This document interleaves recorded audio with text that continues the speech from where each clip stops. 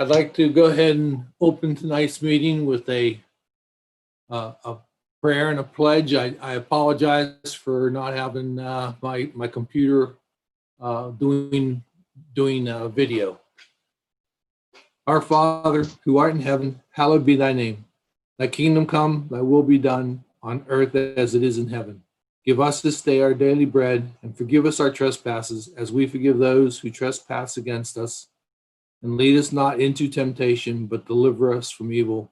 Amen.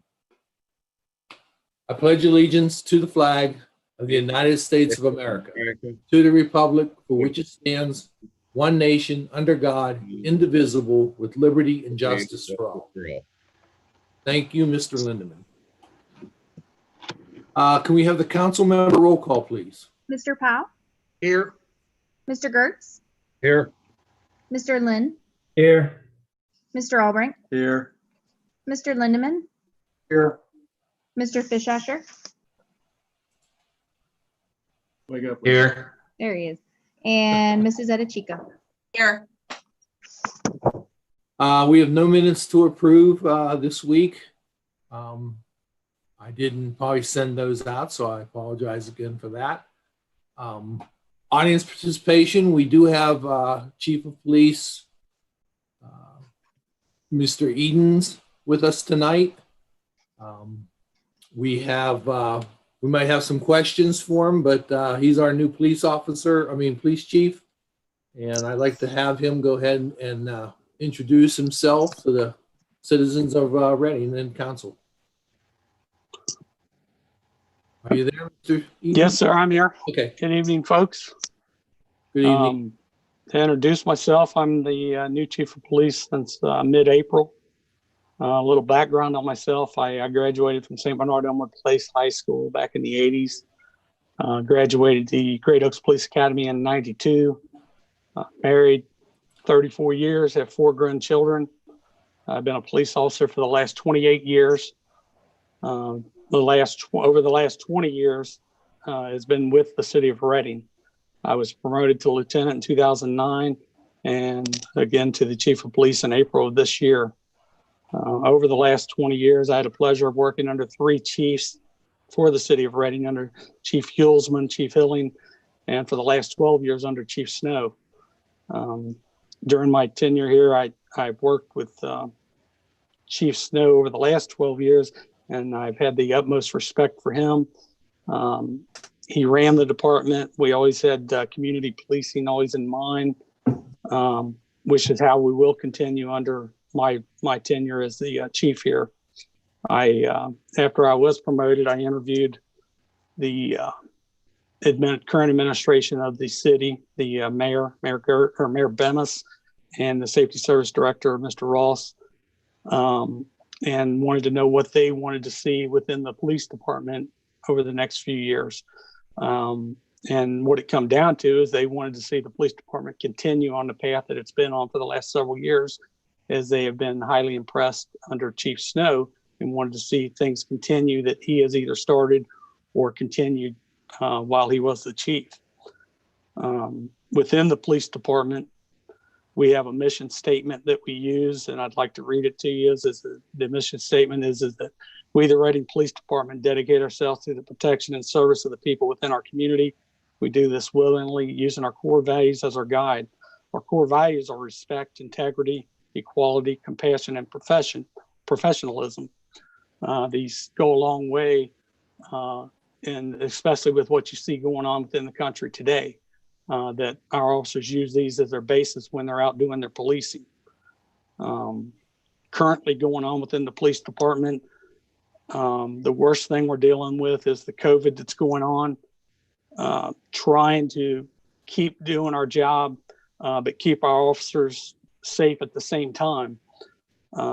Currently, this week, I've got 3 officers that will be coming back who were all positive for COVID and have been out for the last couple of weeks with that. Trying to operate the department and stay within a tight budget that we're already on. I've been trying to work closely with the Safety Service Director with the added cost that we are accruing within the department with COVID protocols as far as manpower goes, and with additional supplies that we've had to approach. The cost to the city for the police department alone is approaching $18,000–19,000 in the last few months. A lot of that has been toward the manpower of the 3 officers that I've had out. Projects that we are currently working on. I've worked with Mr. Fishesser. We're trying to get our fleet up as far as our cruisers go, back up to full a number of cruisers, as we've been down 2 cruisers since I believe last November. And I checked with Ford Motor Company today, or with the company that has the state contract, and they're still telling me probably mid-October before these cruisers can come in. As Mr. Fishesser knows, the cruisers that we have, we're running around the clock every day to keep all the officers on the road. And I will work with Mr. Fishesser. Once these cars do come in, I'm going to need the help of the council to try to go through capital to outfit these cars, see what we can do toward the end of the year, because there'll be an additional cost of about $16,000 to outfit those 3 cruisers when they do come in. Over the last 2 months, I am working on with Lexipol, our company that assists with our internal policies. With all that you see going on in the world, we are doing an upgrade of going over all of our current policies and upgrading them to fit with what's going on in society today, as far as when you're seeing the chokeholds are being taken out of policies altogether, the biases that are being claimed that are going on. We're making sure that we're up to date on those type of policies, that our officers are doing what needs to be done, but doing it in a safe practice. In the next several months, the Ohio Attorney General and OPODIC, the Ohio Police Officers Training Council, will be getting more involved in all of your local police departments' internal investigations. We will be working with them for any type of claim of excessive use of force, officers involved shooting, misconduct by officers, these type of internal investigations. The Attorney General's office will be conducting their own investigation that will go alongside of our own internal investigation here with the department. Also, we've been working on, at the beginning of this year, we switched over to 12-hour shifts within the department for a trial period. And over the next year, this will be looked at to see how it's working for the city and how it's working for the road patrol and the dispatchers. If some of you haven't noticed, we had some problems with the speed trailer that the city purchased some years ago. We were able to get it up and running. We have been placing it throughout the city in different places that we're hearing complaints from. We've had some positive feedback from people from having that out there and being visible. One problem that we do that's looming around is our dispatch center. Do we want to keep our dispatchers? I'm 100% behind keeping them, as our dispatchers do a lot of collateral duties, not just dispatching the officer. They are central information for the city. Everybody in the city that wants to find out something, how to get a hold of someone, where to find something, this is the office that they call. And their jobs have kind of been put, they don't know where they stand at this point. Because the county, I know, has put out and tried to say that they can do their dispatching at a great cost saving, and they can do it for a cost saving.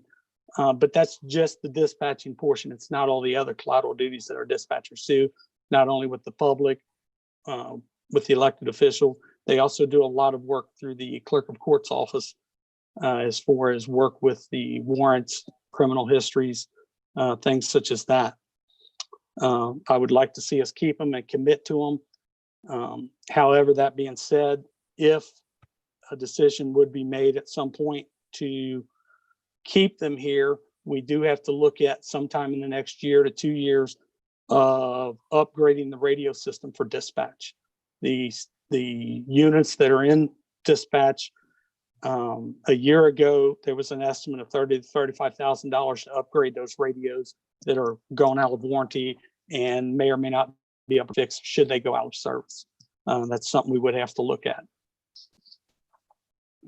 We are going to continue working with the schools. I did meet with Jason Enix, the new superintendent. I know he's got a lot on his plate right now up there. And I think we're kind of the least of his worries right now with trying to get school started back up and how they're going to do it. We are continuing our SRO commitment with the school, and it sounds as if they want to stay with that commitment. In the schools, if some of you aren't aware, we run a DARE program through all the schools within the city. We were on a 3rd grade seatbelt program. And then our community policing commitments that we do that we always try to operate on. If some of you have seen over the last couple months, we've had some positive images of our officers out. I've encouraged them to be out on the road, be out with some of the juveniles or with the public, not only people that we suspect are out doing something, but being involved and just talking to people, or get out with some kids, play some basketball, talk to them. And I've seen on the social medias where we've had some positive images come up with that, with our officers out engaging with the kids. If you see the officers doing this, this is something that they've done on their own and has been encouraged over the last few months. Our other programs that we do Shop with a Cop around Christmas time. And our plan, if COVID allows it, is to enhance from our past programs that we've had. Whereas in the past, we met with the kids and their families, we did the shopping, and we kind of sent them on their way to go home. I'm wanting to enhance that a little bit with get the kids together. If, as I say, if COVID allows it, I'd like to do like a pizza party with them. Take them shopping. During the pizza party afterwards, have some volunteers there to help, wrap the gifts up, name them, so that the kids can have a little more Christmas atmosphere from that some of these kids that we deal with don't really get that in their own homes. We also do the National Night Out program. If you're not familiar with it, it's a park event. All the community's invited. We have a lot of participation from outside agencies. And with that, we push the yard signs that you see around the community of we support the Reading Police Department. Just today, we had a citizen who really doesn't want his name involved. If you know him, you'll see his picture that I put out on our social media. He gave us a sizable donation today specifically for yard signs and half of it for other community programs that we do.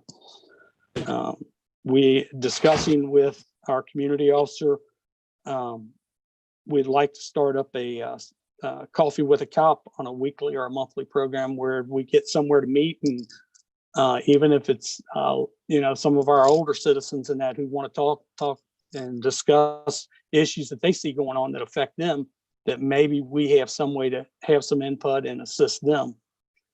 And then down the road, in the next 2 years, I would like to explore the possibility of starting a Citizens Police Academy and Patrol that some other cities do have. That's a little bit further down the road than just this year, because this year, trying to just keep the department running on a budget that the city can afford and keep all the officers healthy is probably my number one goals in this year. If you haven't seen over the last few months, we in the past had we were on social media, on Facebook. We're trying to increase our presence there, put more positive images out there. We're putting more information out there when we do locate found property and such to try to get it back to the rightful owners. That's kind of where we've headed over, that we're getting started with this year and heading into the next year. Does anybody have any questions for me? I'd just like to say congratulations, Chief. Your record seems to be very impressive, so glad to see you got promoted to Chief. Thank you, Mr. Lindeman.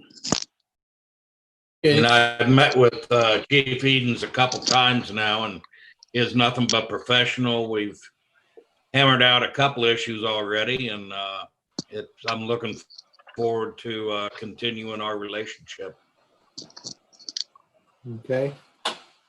I know some of you folks I haven't met in person, but I have shared a couple of emails with a couple of you. Hopefully I meet everyone in person soon. I know it's kind of a political thing on here between meeting in council chambers or not. But I will tell you is the COVID is a real thing. And for the past couple of weeks, I've had 3 of my officers in here off.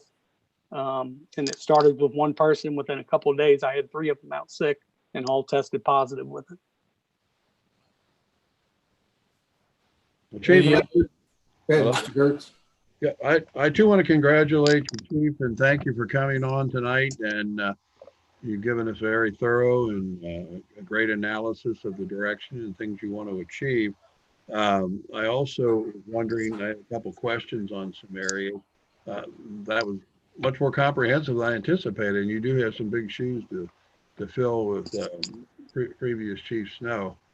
But there was an issue a few years ago. I don't know if that's up and cleared up, where the records were mixed up. A computer company, their software, we lost some records and we had to go back and try to recover those. Has that been resolved? For the most part, that was resolved. We were able to retrieve probably 98% of that history, and we have moved on to a new provider for those services, which we've been pretty happy with, and been working with the safety service director to upgrade our infrastructure as far as our server and stuff goes. I know at the last council meeting, the council approved $35,000 toward infrastructures for servers and such. And we've been working with Patrick Ross to get that in line over the next few months. You know, I've seen another thing. I was curious. I'm glad to hear that's pretty well resolved. There was an issue that I know caused us some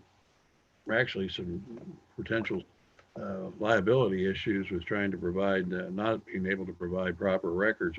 Another one I was seeing going, and I don't know if this is part of your plan, or how do you get along with the signs? I'm glad to hear about the signs.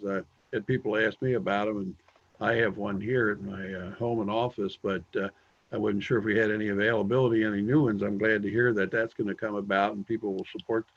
And I want you to know, from far as my perspective, and I think I can speak for probably 99% of the people in the city of Reading, we do support the police. We're not looking for defunding any kind of crazy ideas like that, which is ridiculous out in the other parts of the United States. I'm hearing that, but I see where there's a lot of places put up blue lights in their porches and so forth. Is that, and I understand that's to be supportive of the police. Is that accurate, or is that being explored to further expand that? That is accurate. A lot of times it's highly promoted during May, during the police week.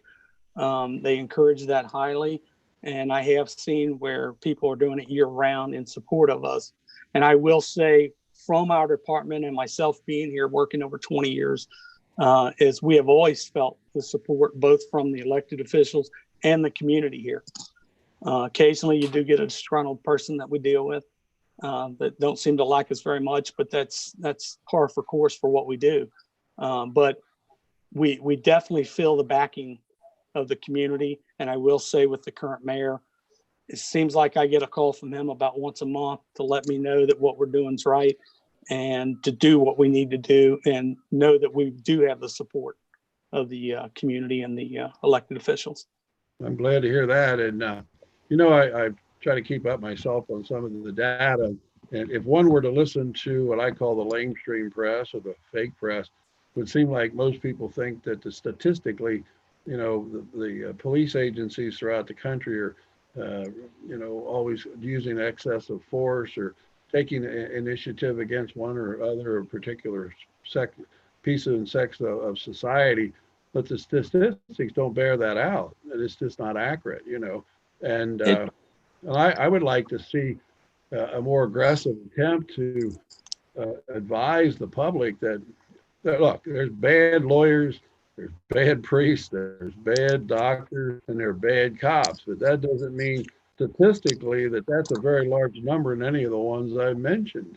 It's a very small minority. And I think that some people get a misconception of our police agencies throughout the country. And I don't want that to happen here at all. And I think it would be helpful if we put that kind of information out there. What are the statistics that of a particular instance, you know, where a police officer has done something inappropriate? You know, I've been around and dealt with police agencies in my professional capacity as well as with the government, and there are very few bad policemen that I've run across, to be frank. Well, I think in the state of Ohio anyway, that's why the Attorney General is starting to get involved. As most police agencies either did their own internal investigations or they had a neighboring agency come in and do that investigation. And to be under the best practices currently, have the best policies and current policy practices, they want to bring that into a central location to where those numbers are better tracked. At least within the state of Ohio. I don't know what all over the United States is going to end up doing, but that's where we're currently headed within the state. One last question, it might be a testy one, and maybe I shouldn't bring it up, but you know, there are people in our society that I consider insurrectionists. Antifa is one of them specifically. And if they were to come in and to do something, to have some kind of a march or something, are we prepared to address that? Because, you know, freedom of speech, I don't have any problem with the freedom of speech, but I'm not going to condone looting and burning people's voluntary statues down. I have no problem with protesters, and we will address that if that was to come to Reading, because it has been in some of our surrounding municipalities. What we will not tolerate is agitators that are come in purely to cause damage and disrupt central business districts and such. We do have some plans in place within our own city, what we can do, and we have plans throughout the county as far as mutual aid, and Hamilton County created a unit this year, which we do participate in. We have one officer in it that is solely for social unrest, to where if these things do come to your community, you're able to call up that unit and, you know, within a short period, be able to get an additional 30 or 40 officers within your community. As all of those smaller communities would have trouble with any kind of large outbreak of people that are antagonizers coming into your town. I'm glad to hear that, because I was watching the program last night where the police chief of Detroit, which is, you know, they got their fair share of problems, but he was very firm about, you know, there's no retreat. They're not going to just allow these things to go on. And I hope that's the general consensus of all of our police agencies. What do we have? 46 different governmental agencies throughout the Hamilton County alone. And I'm glad to hear that you have. Well, I have heard it throughout some, you know, as you've seen in the news. There's some areas, you know, I can throw New York City or a couple other agencies, or not necessarily the agencies, but the elected officials telling the police departments to stand down when these things go on. And while sometimes standing down may be your best practice, you have to have a plan to amp back up and try to push down what comes about. And I have not heard that locally with any of our governments or any of our departments. And you know, it would have to be really overwhelming to where I felt our officers would be severely injured in trying to quieten something down. And to back off from something has never been encouraged here within the city. And if I had to give a command that we were backing up, it would only be to refortify and then try to take back over whatever was happening. Well, I have a lot of confidence in just what you've told us all tonight, Chief, and I think you're you're well on your way of filling the shoes of Chief Snow. Well, thank you, sir. Any other comments? Well, thank you very much for coming on, Chief Edens. Maybe we can do this once a year at least, if not more often. I'm Anytime At you your want to come and disposal address anytime. council, you come. okay. Thank you, sir. All right, thank you. Yeah, thanks for coming.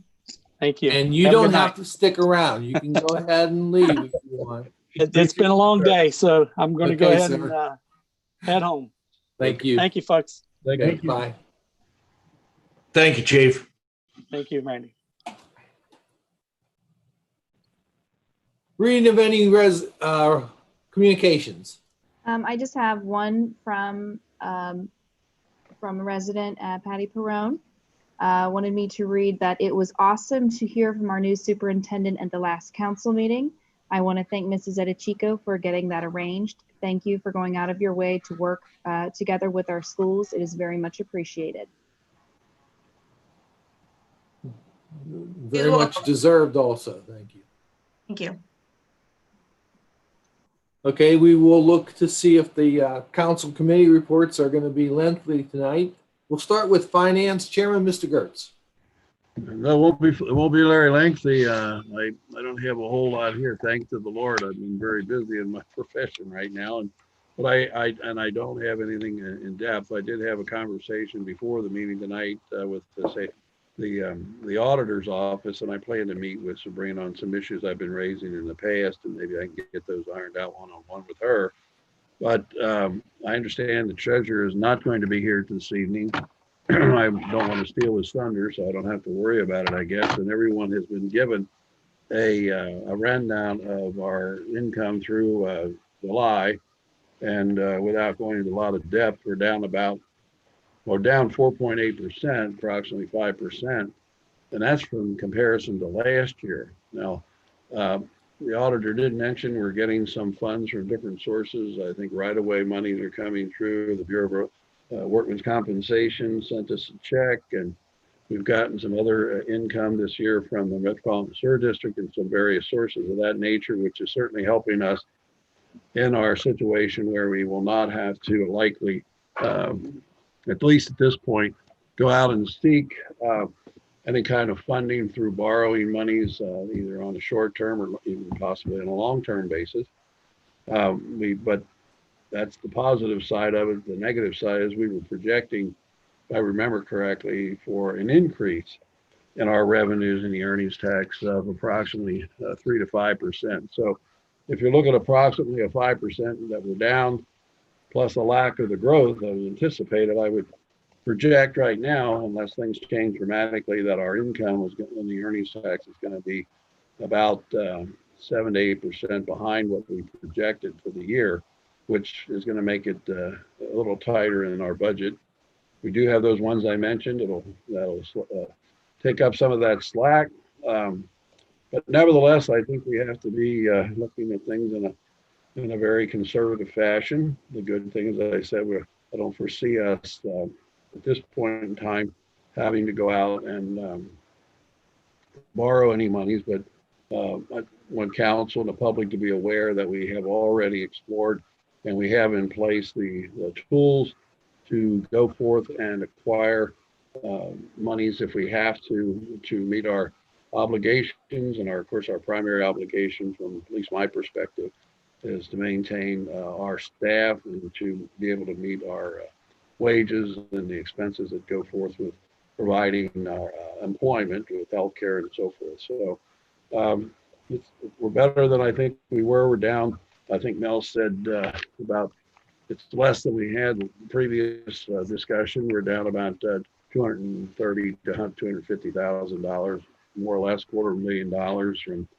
where we were last year. But again, that's when you shut the whole economy down and you don't put people back to work, which I think is, in my opinion, it's strictly my opinion from this perspective. I think we got to put people back to work and recognize that this is the reality we're going to have to live under. We can't keep just absolutely not having people go and be a part of their life. You can't put everybody into some kind of permanent quarantine Granted, as the chief said, the coronavirus is an existing thing that we have to deal with in our lives, but we can't live a life where we can't even motivate and acquire and moving to make success in our lives.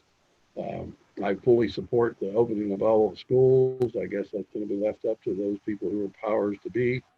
But my perception and belief is that we need to start opening up and become more active. I don't know whether everyone's aware. There is a miracle date that this thing is going to be cured. Of course, that's November the 3rd, election day. I believe that after that date, depending upon how the election goes, of course, that this thing will become more containable. So I guess I'm a conspiracy theorist, maybe cynical, but I am getting a little tired of the way this thing is going down the road, and I think we need to be more objective and trying to be more open. So that's my piece to say, and that's all I have for my report tonight. Okay. Any questions, comments? Thank you, Mr. Gertz. Utilities, Lands, and Buildings Chairman, Mr. Lindeman. And we'll go ahead and do your videos when you're ready, Don. Sure, I'm going to just make a brief introduction here, if you don't mind, and then I'd like to play those. The Mill Creek Alliance manager for the bench project is Bennett Kotler. I want to send out a big thank you to him. He did these 2 videos, and one was about the beginning of the project so that you could see where it was. And then more recently, I think it was just a few days ago, actually, he did another video to show you how much progress they've made. I also want to thank Chris for his efforts to try to get this on tonight. And Keith, I believe it was Jason that worked with Bennett to do that. So I appreciate that. And with that, if you could play those 2 videos, and then I'll have a comment after.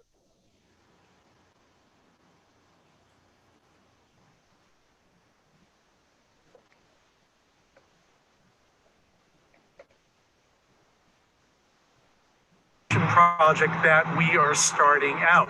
It's here in Reading, and it is a floodplain bench project. It's phase 1 of a series of projects that we're going to do up and down the creek here in Reading.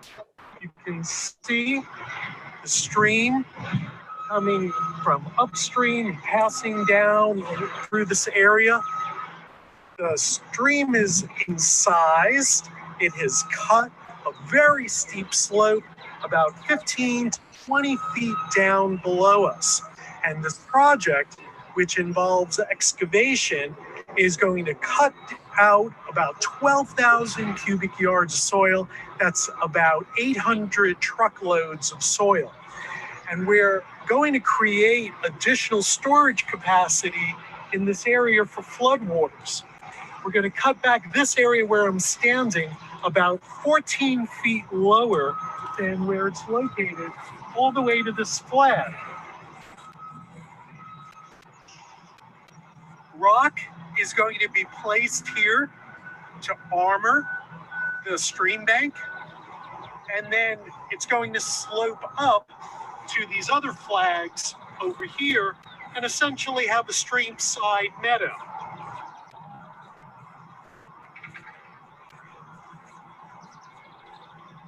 When you put all these things together, this restores the stream. It's going to actually create additional floodwater capacity of about 1 million gallons, and that'll help prevent properties from getting flooded, and at the same time, it'll be more accessible. There's a recreation center just off the side of this area, and we hope that people will better access the stream. Check back and we'll show you the progress on it.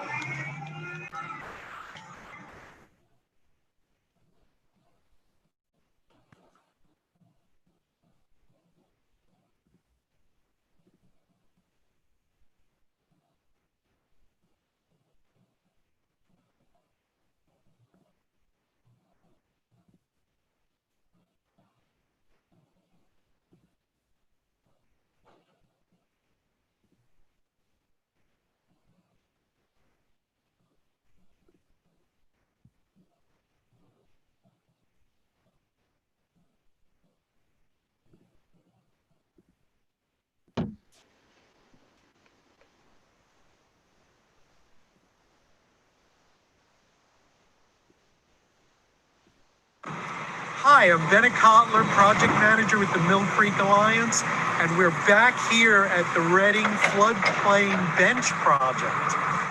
This is the second video that we're taking a look at this project. The last one was a week or two ago, and now what's happened is our contractor has cut a bench, and I'm standing here on this bench where they're depositing rock on top of a fabric to control the erosion. And from here, we're going to have a gradual slope up to the rest of the field. And you can see just how much material's being moved. We have 2 excavators and we've got a bobcat working at this site here. So a lot of construction. You can see all the differences in the geology of the site. I'll see you another time.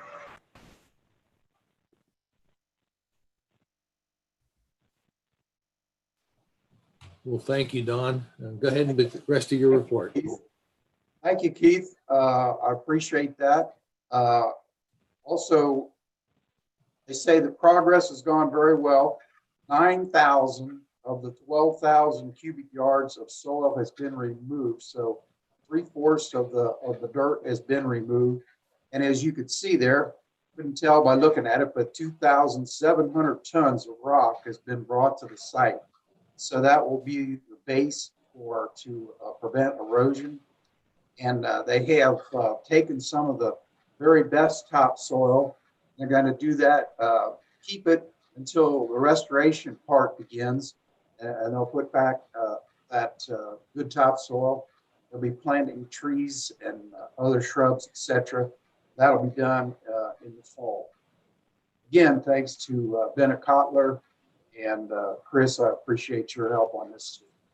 That's for that. The other thing I have is that I sent out information about the electric aggregation renewal. I've been talking with Patrick, and I talked with Mark Bishop, Rich Sars, and they came up with a plan. There were two possibilities. The one that I have presented to you of the two was the very best. The other option was a blend of the contract that we have now with a beginning of a new contract, and overall the savings would be greater if we just took option 1, which is what I have presented to you. Again, I send this out tonight because I have a chance for everybody to look at it. It's pretty much the same thing that we've done in the past. Obviously some new numbers, but as you well know, energy is cheap now. And so this is a good time to renew this contract. And the numbers will change.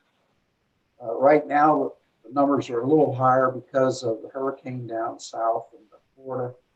So they will not be putting out the number until that goes back down a little bit. But the only reason I sent that out is, again, I said I've not had a committee meeting with Tony and Randy, so this would be in place of that. Everybody can take a look at it, gives everybody a chance to look. If you have any questions, feel free to ask.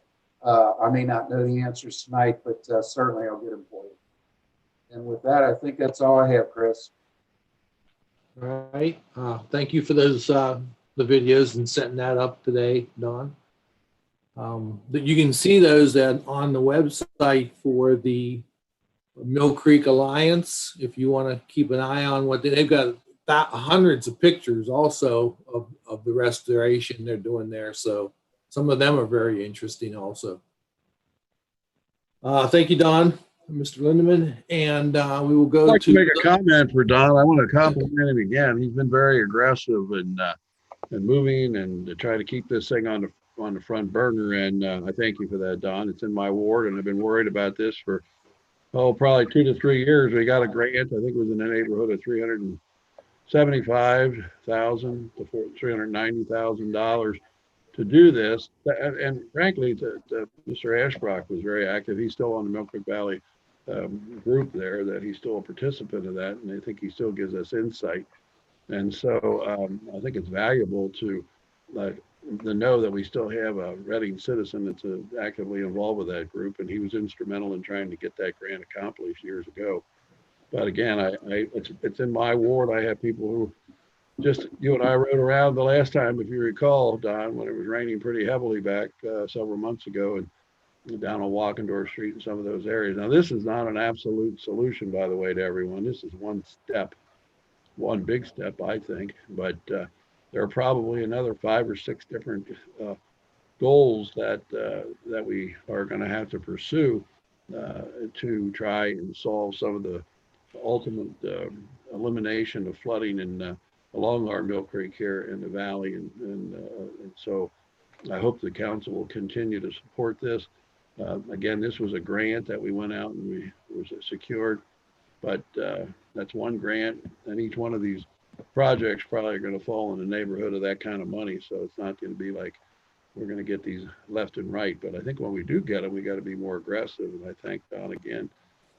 This has been, I don't know what the holdup has been necessarily, but it's been at least 2 years, maybe going on 3 years that this finally got off the ground. So thanks again. Welcome, Tony. I know that the insurance is something that you've been talking about and trying to do something to help the cost of the insurance. A couple of things. One, it's going to improve the site down there at the Mill Creek. And you have to remember that this is only 500 feet. So this is just very, very, very big step, number one. So I agree. I would hope the council will support other steps as they come along and be presented to have more floodplain. Yeah, it's quite impressive. 1 million gallons being stored and not sending it downstream immediately is significant. Thank you, Mr. Lindeman. Zoning, Plan, and Environment Chairman, Mr. Powell. Thank you, Chris. The only thing I had this evening, the Safety Service Director, since the last council meeting, had sent out an email to all of us asking for input as far as streets that need work, streets and curbs and that kind of stuff.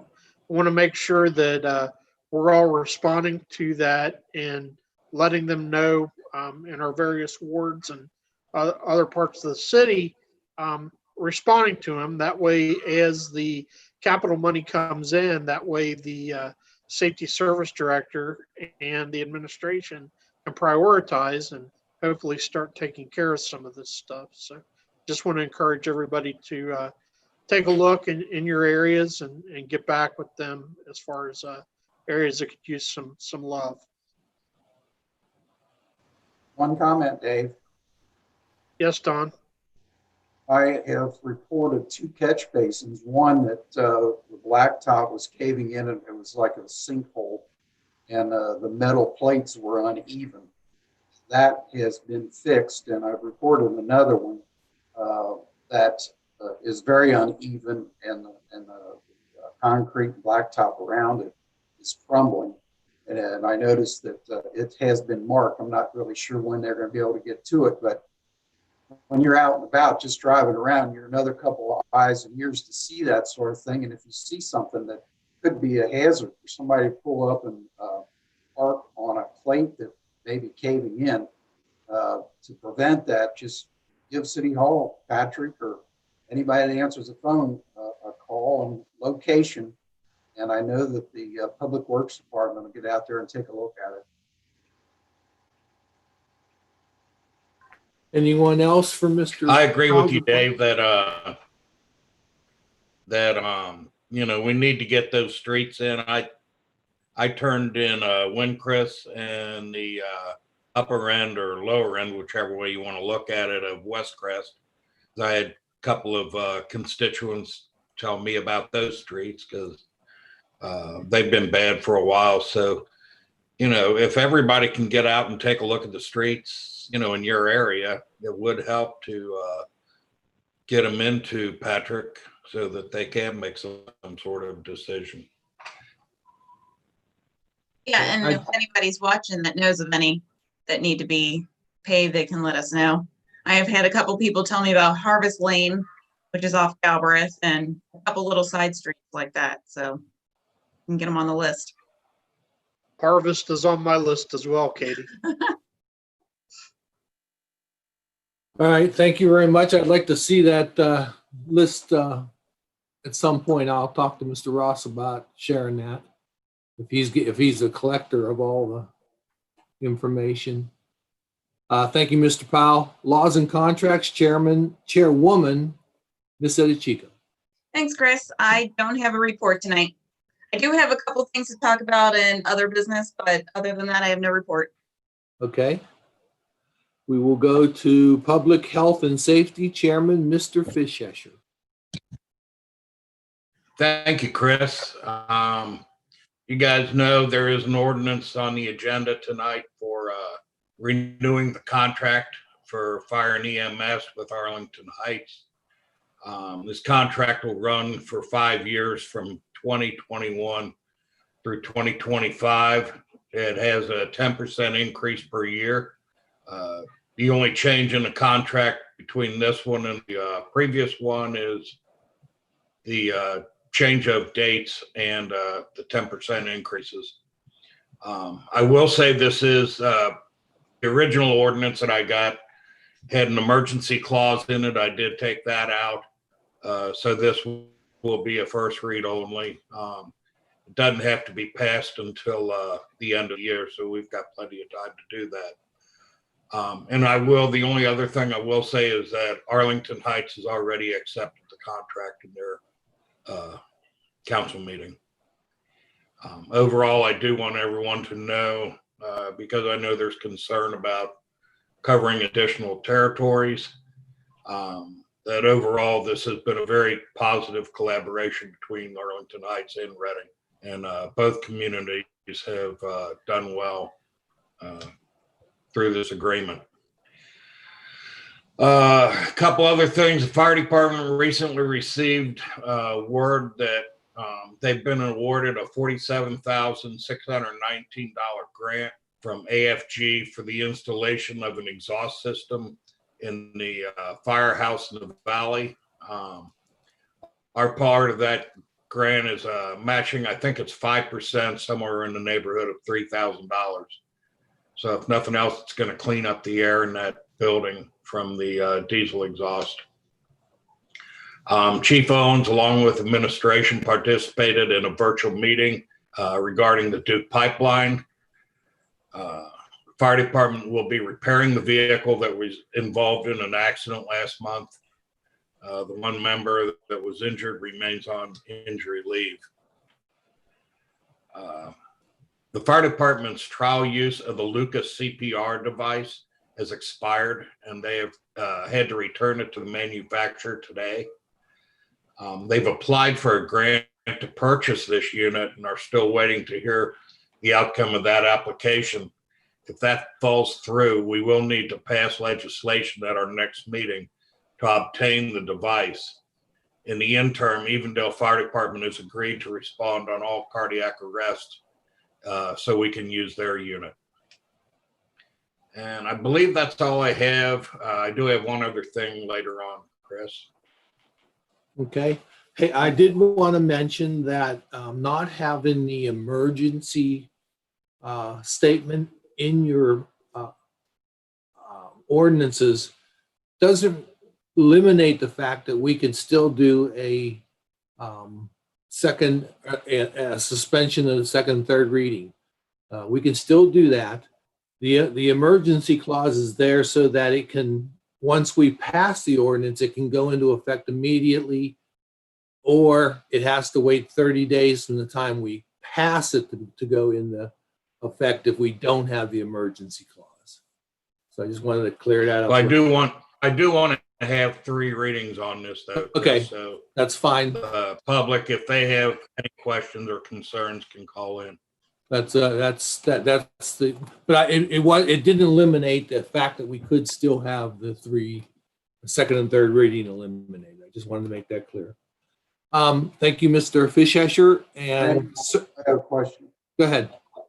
I just wanted to say thanks a lot to Chief Owens for doing all the legwork to get this contract together. I understand he was instrumental in putting it together. So I just want to send out a thank you to him.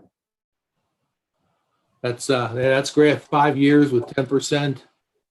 Sounds like we're getting back to where we should be. Hopefully that's what it's for. And I agree with Don too. I think that's the chief works hard. He's doing a great job, and I hope he gets well with. He had some kind of an issue with a ligament that got pulled in his arm, and he had to be operated on. So get well soon, Chief, and looking forward to see you back to work when you get straightened out. And again, like Don said, you did a great job. You're doing a great job. Thank you. Thank you, Mr. Fischescher. And then Service Chairman, Mr. Albring. You're on mute. You're still on. Okay, there you go. All right, there you go. Thank you, Mr. President. Turn that down. Hold on. Technical difficulties. We'll get it. Okay. Okay. Yesterday, I did receive a call from a Linda Wilson on Thorn Ridge Drive, who expressed her concern and her opposition to the Thorn Ridge project. She has written a 2.5-page letter to the mayor and to council. I've had Carla make a copy for everybody or send it to everybody. I don't know if you had it before or not. She's concerned about the trees coming down and all of the various things that are involved with that. She's concerned with, as many people are, whenever you do a paving project that makes the pavement real nice and smooth, that it's going to turn into a racetrack. I've heard that for 30-something years whenever I've been involved with a paving project, whether it's here or up north or Blue Ash or here. Everybody's concerned. They are even concerned when you pave the alleys that that's going to become a raceway. But she had a number of concerns. She did express that she didn't like the fact that they weren't advised, but I think they were advised. I told her, though, that this project's been talked about for more than a couple of years, I think. And I would suggest that we wait till Patrick gets back, which will be the next council meeting, to maybe take a look at this and address some of the issues. Some of the issues of speeding. She also talked about parking problems on Sanborn Court. She also indicated that some of the vehicles on these streets are too big, that they cause some real problems with people being able to get around. And as you know, some of our streets are not that terribly wide, but she was concerned about that, and she's made some suggestions. So again, you should all have a copy of this. I think you take a look at it, and I think maybe we can try to address it at the next meeting. Hopefully Patrick will be there, and we can also get some word to the police department about cars parking over the sidewalk, which we have in a lot of places, I think, in Reading. And of course, that is not, you're not supposed to do that. So we may need to get the police to start enforcing some of that to take care of some of the problems. But again, we'll take a look at that next week or the next council meeting and discuss it a little further. And that's it for tonight. Okay. Kenny, I just wanted to say thanks for sending that letter out. So reading over it, I actually agree with a lot of points she made about Thorn Ridge. I know it does need to be paved and the sidewalks need a lot of work, but I hate to see all those trees go, and I get what she's saying about all that. So yeah, that's always a problem when you start taking down trees for any number of reasons, not the least of which in some instances is uprooting the sidewalk, et cetera. I think I think we're getting a new water main down there too. Are we not in that project? Yes. There's a water main that goes in there, and I would imagine that maybe the sidewalks may have to be replaced But I guess I need to take a look at that project a little closer too. But she's had a lot of concerns. She's given it a lot of thought. And like I say, it's 2.5 pages long. So it's not just something she sent Yeah, off. make sure you keep your curb, side, street to curb. Square curves, yeah. Yeah, okay. Just keep that on your list. Mr. Albrecht, Patrick has said, I don't know if he said it at a council meeting, but he said it to me that he was trying to figure out how to have a meeting with people on Third Ridge because of the virus. It's kind of up in the air, but I'm sure that he'll have an answer for us when he comes back. Does anybody remember whether or not a notice of some type was sent out in the last couple of years about that project coming up? I think they didn't they not? I don't think it's just. I thought it was, Dennis. I'm not positive about that, but I also thought that it wasn't going to start until next year. Yeah, that's the other thing that I told her, that it probably won't start till next year, and that it's actually been about 3 years in the making because of the application to the various funding places to help get the money to do it. So yeah, I think you're correct there that it wouldn't even start till next year. All right, thank you, Mr. Albrecht. And lastly, Recreation Chairman, Mr. Lynn. Thank you very much. I just wanted to report that the pool will be open to normal hours, weather permitting, of course, until August 16th. The pool will be open on the weekends of 8/22 through the 23rd and 8/29 through the 30th. So normal weekend hours will be seen on that. So 8:30 will be the last day the pool will be open. So just to give you some idea of attendance, the daily attendance in June was about 71 residents a day.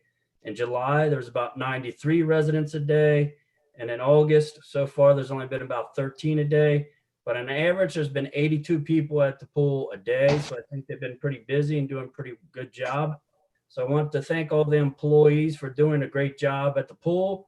And then I want to also thank all of our residents for complying with the COVID restrictions and keeping everything peaceful at the pool. So that's basically all I have today. Great, thank you, Mr. Lynn. Want to go to other business. This would be other city business. Anything that anybody has that would fit into into their own chairmanship or another chairmanship that we need to look into? I just have one thing, Chris. Uh-huh. The letter that Mr. Albrecht received and sent out to all councilmen. Can we receive that, have it put on file here? Okay, that would have been a communication. I have it if you want me to read it. I can. How long is it? 2.5 pages. But I can read it.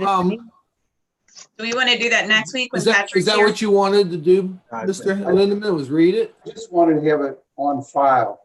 Right. Why don't we look to read it 2 weeks from now? Or the option to read it 2 weeks from now, we'll put it on file then. Okay. When Mr. Ross is around. Okay. Thank you. Then we will go to reading of any resolutions. There are none this week. Okay. Reading Hey, of, Chris, yes. are you going to let Sabrina give a report? Oh, Aw. I am so I mean, sorry. the poor girl's been sitting here the whole time. Reports of officials, auditor, Ms. Smith. Thank you. I just wanted to give everybody a couple of updates. The audit for 2018 and 2019 is finishing up. Dave Stevenson and I met with the auditors from Plattenberg to discuss the final notes of the audit, which, as a reminder, the final notes included something from 1999 to 2001. So that's a good thing because that's nothing from kind of new business or new financials. So this is great news and a testament to all our departments working together. And I just sent out the July 2020 financial reports. And as you see there, we have money between the general fund and the city earnings tax that kind of is the filler for the general fund. You know, we have more than we have about $1.6 million. And I just did payroll today, and that's shy of $200,000. So, you know, as we've talked about our financial meetings that we've been having, we're in a decent spot right now, so there's no concerns, to echo Mr. Gertz, about borrowing any money. But of course, we're going to keep those financial meetings going just because we're not fully concerned about this year. It could be into next year that we have the concern. So, and my office, as we wind down, it's already August. It's currently preparing for the next year and making the proper steps to get ready for the 2021 expenditures, as well as the beginning of the audit for 2020. So all that has a fast turnaround, and I know it's only August, but we'll be making sure that all the departments turn in their expenditures by early December at the latest, so that way we can get our information down to the county, because we have to send down our expenditures to the county of how much we're using to settle up for the end of the year. So I just want to thank everyone here at the city for, up until this point, we're doing a great job, especially, you know, kind of going with the world that we have right now. And as we roll into August, we've had good communication for our expenditures. So I just want to echo and thank everyone here for that. That's it. All right, thank you very much, and thank you, Mr. Fischescher, for the gentle reminder. Now we can go to the reading of our first ordinance. All right, an ordinance authorizing the auditor to make payment with regards to the commercial loan for $37,826.18 and declaring an emergency. Motion to suspend the rule requiring a second and third reading. Second. Motion made by Mr. Fischescher, seconded by Mr. Albrecht, to suspend the rule that requires a second and third reading for this payment. Roll call. Mr. Powell, Yes. Mr. Gertz, Yes. Mr. Lynn, Yes. Mr. Albrecht, Yes. Mr. Lindeman, Yes. Mr. Fischescher, Yes. Mrs. Edichico. Yes, Motion passed. Motion to adopt. I'll second. Motion made by Mr. Lynn, seconded by Ms. Edichico. Roll call. Mr. Powell, Yes. Mr. Gertz, Yes. Mr. Lynn, Yes. Mr. Albrecht, Yes. Mr. Lindeman, Yes. Mr. Fischescher, Yes. Mrs. Edichico. Yes, The ordinance is adopted. The ordinance number. 2020-33. Thank you. An ordinance authorizing the Safety Service Director to enter into an agreement with the Village of Arlington Heights, Ohio.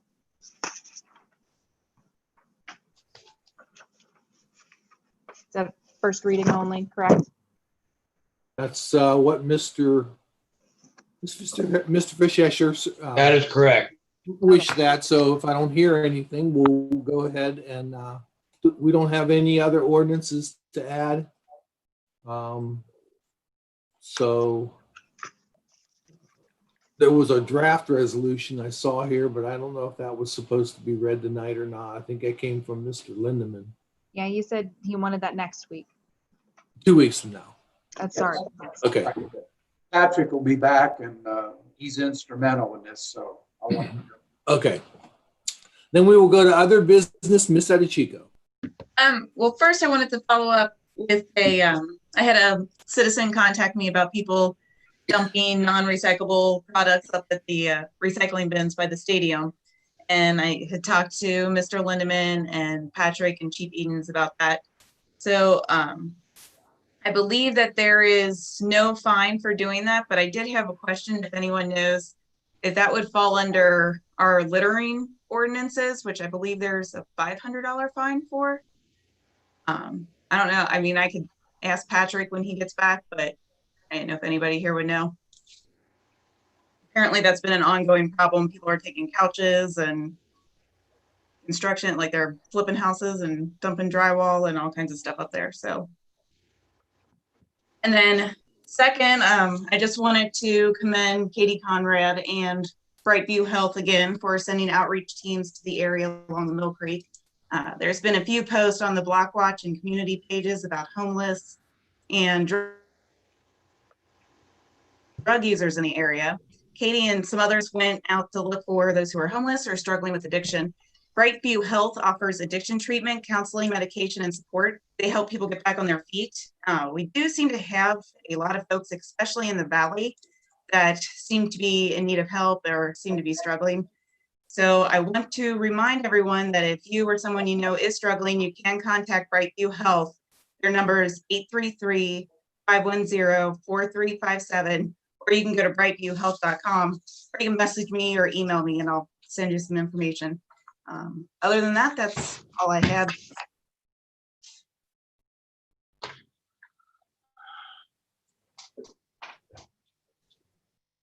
I had some other things I wanted to cover if nobody else is speaking up. I think that, can you hear me, I guess? Am I on here? I think this has been very valuable to have Chief Edens come in tonight, and I'm really pleased that that happened. And it was very comprehensive, much more than I anticipated, frankly. But I think we did this, we did do this about a year or so ago. We had other individuals come into the council chambers and give us an update, such as the Economic Development Director, Linda Fitzgerald.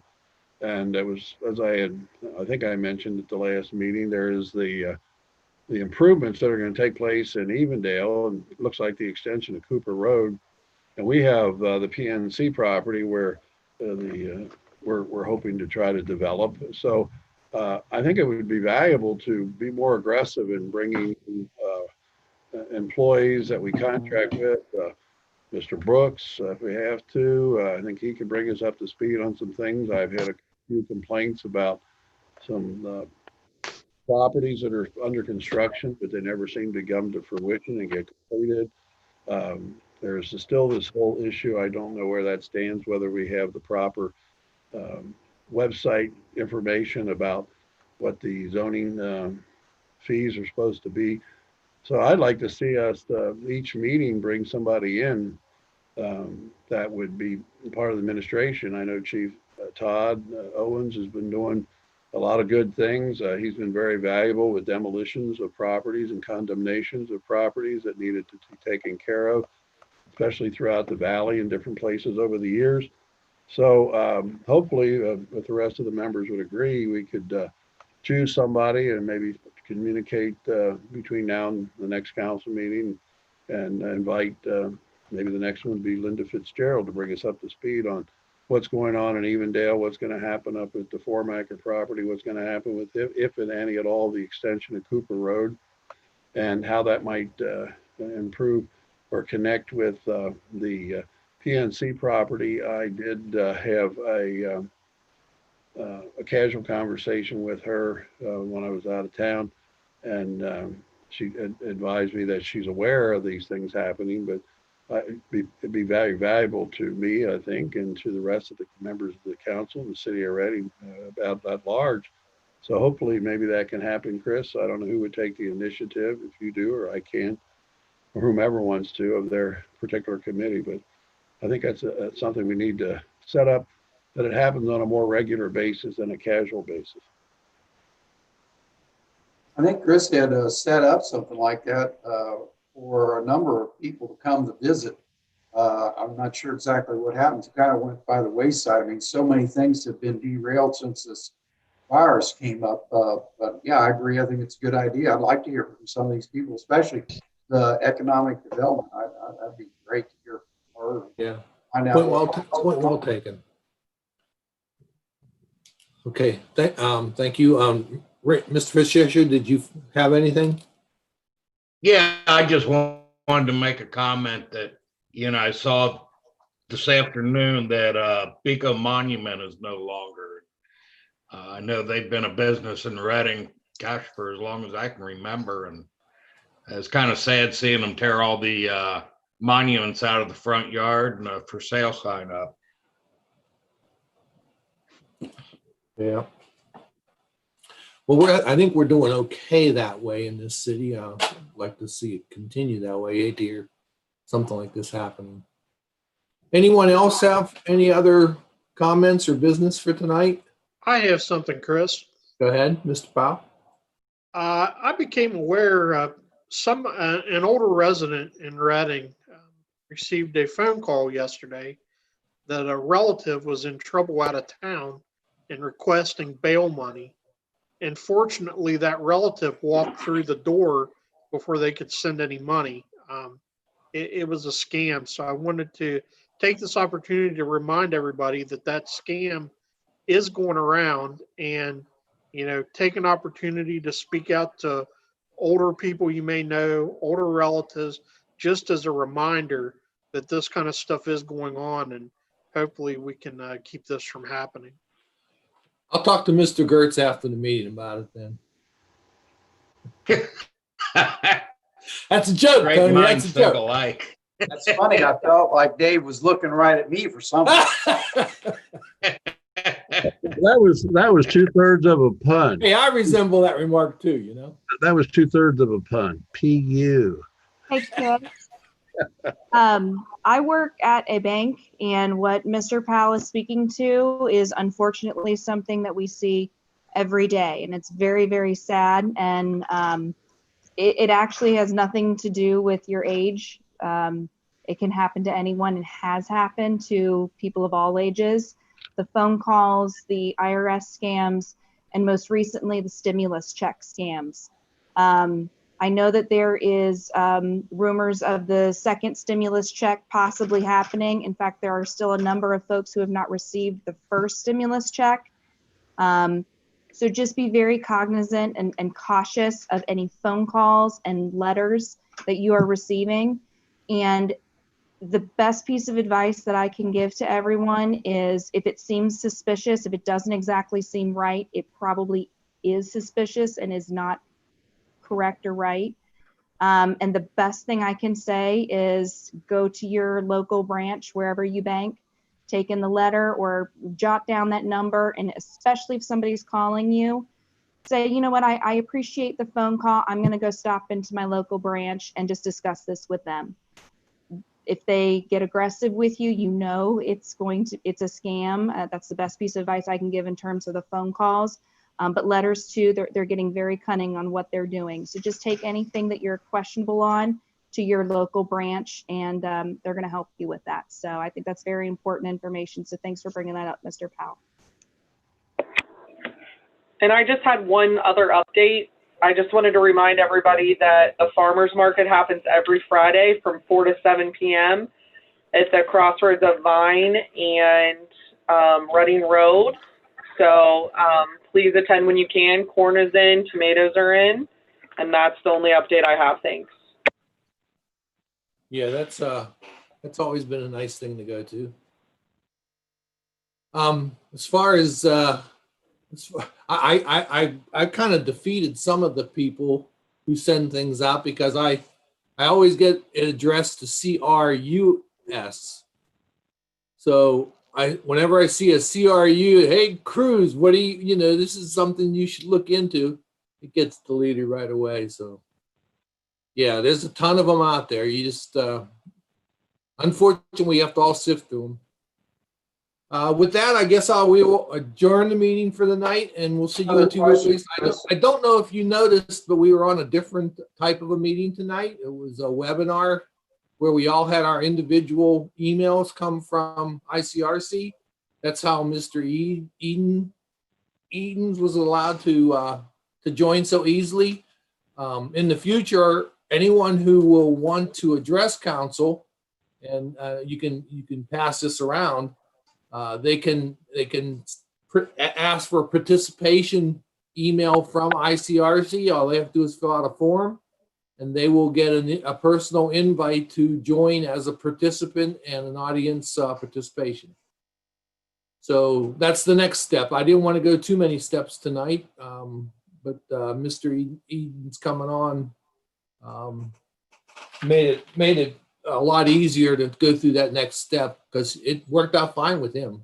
He just happened to have a cell phone with or PC without an audio, no microphone. So, or maybe it's the other way around. There was no audio, no video on his PC. I don't know. Video on his PC, but no audio, I guess. That doesn't sound right, but that's probably what he had. Chris, do you know who they contacted ICRC to get the code? It's going to come out as a link. They already put it on. I thought they said they put it on our Reading page already for people to view. I think he's waiting to put it out there on our webpage so that all you have to do is fill out a form. It's like name, address, organization if there's one, and then a brief subject, and they just fill it out and send the form in, and they'll get an email saying that they're a participant at the meeting. So there's no real contact with ICRC. They just have to find the registration form. So if I can't get that kind of obvious this week, then 2 weeks from now, we'll make that part of the meeting on how to join. All right? Okay. Appreciate it. Thank you. And this meeting is That was adjourned. my question. That was my Thank question. you. We'll see you. Okay. Good. Have a good evening. Same to you. Thank you, Keith. Thanks, everyone. Good night.